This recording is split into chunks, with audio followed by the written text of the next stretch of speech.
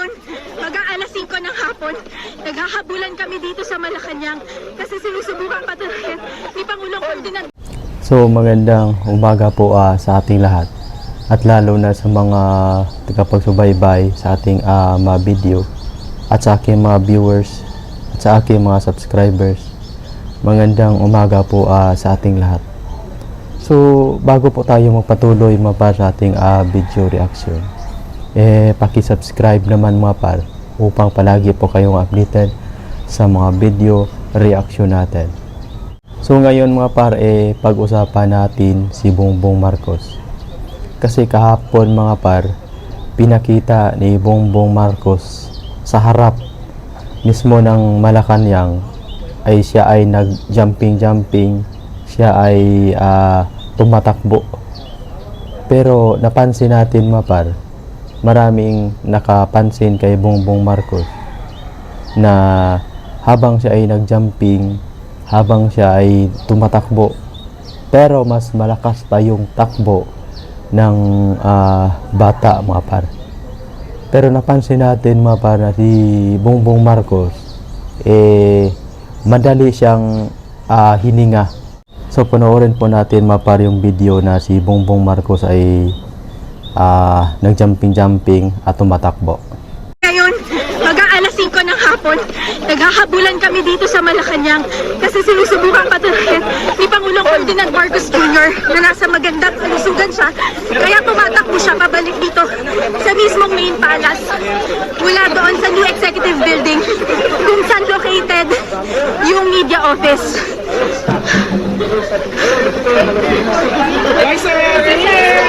So yun po mga par, mas madali po siyang hininga kahit yung takbo niya ay mas malakas pa yung takbo ng bata.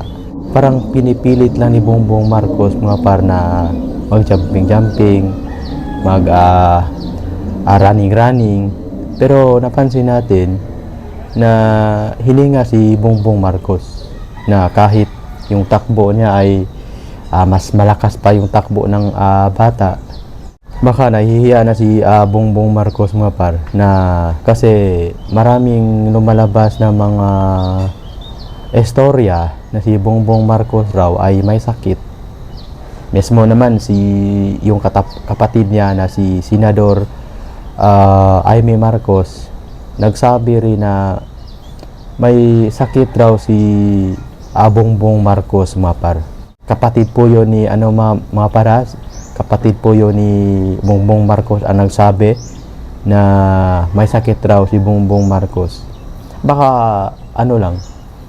pinipilit ng ni Bongbong Marcos para hindi siya tatawanan, para hindi siya ibabas sa mga tao na nagagalit sa kanya. Kasi mga par, maraming nagagalit sa administrasyon ngayon dahil si Bongbong Marcos ay hindi niya napigilan yung mga